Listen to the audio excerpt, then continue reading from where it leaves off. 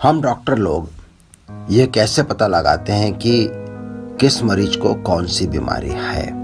एक बीमारी है, एक से अधिक बीमारी है। इस पता लगाने के काम को डायग्नोसिस कहते हैं।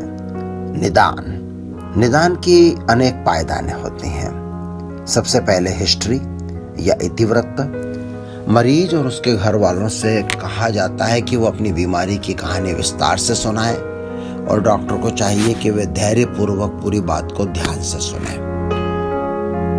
इस बारे में भी हम आने वाले अंकों में विस्तार से चर्चा करेंगे। अगली पायदान होती है शारीरिक परीक्षण या फिजिकल एग्जामिनेशन, जिसमें डॉक्टर के द्वारा मरीज के शरीर के विभिन्न भागों को ध्यान से देखा जाता है। इस देखने को कहते हैं इंस्पेक्शन या अवलोकन। फिर हाथ से छूना, टटोलना, दबाना, हिलाना, डुलाना करते हैं। इसको कहते हैं पाल्पेशन अर्थात स्पर्श करना। और एक और विधि हुआ करती थी पुराने जमाने में, जिसको कहते थे परकशन अर्थात ठोक कर बजा कर देखना। जैसे पानी से भरे हुए किसी बर्तन को हम बाहर से ठोके तो उसमें कितना पानी भरा है इसका अनुमान उस आवाज से लग जाता है, पर आजकल शारीरिक जांच में परकशन का उपयोग कम होता है। और फिर अगली विधि होती है सुनना, ऑस्कल्टेशन। डॉक्टरों की जो पहचान है स्टेथोस्कोप, आला, उसको छाती पे लगाना, हृदय की और फेफड़ों की आवाजें सुनना, ये सब भी शारीरिक परीक्षण के अंतर्गत आता है। और न्यूरोलॉजिकल जांच में किस तरह के शारीरिक परीक्षण किए जाते हैं इसकी चर्चा भी हम एक अंक में करेंगे। तीसरी पायदान हुई प्रयोगशाला जांचें।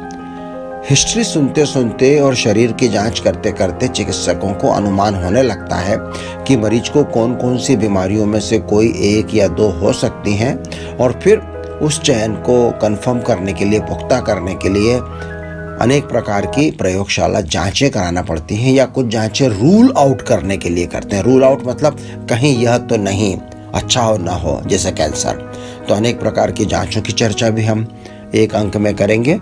और फिर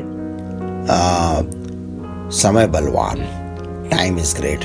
तो निदान कई बार पहली भेंट में या दूसरी भेंट में नहीं होता।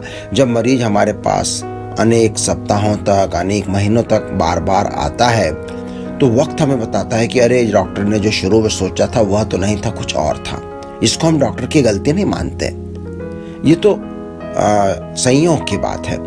कई बार बीमारी के लक्षण और उसकी प्रयोगशाला जांचें पहली बार में स्पष्ट रूप से निदान बनाने में सहायक नहीं होती हैं। समय के साथ जब बीमारी का स्वरूप बदलता है या दूसरी या तीसरी बार जांच करते समय डॉक्टर के दिमाग में बत्ती जल जाती है, पहले बत्ती क्यों नहीं जली, इसके लिए डॉक्टर को दोष मत देना।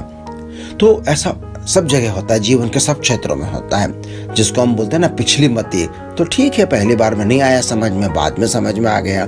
तो निदान की एक महत्वपूर्ण पायदान होती है फॉलो अप, अनुगमन, समय के साथ अनुगमन।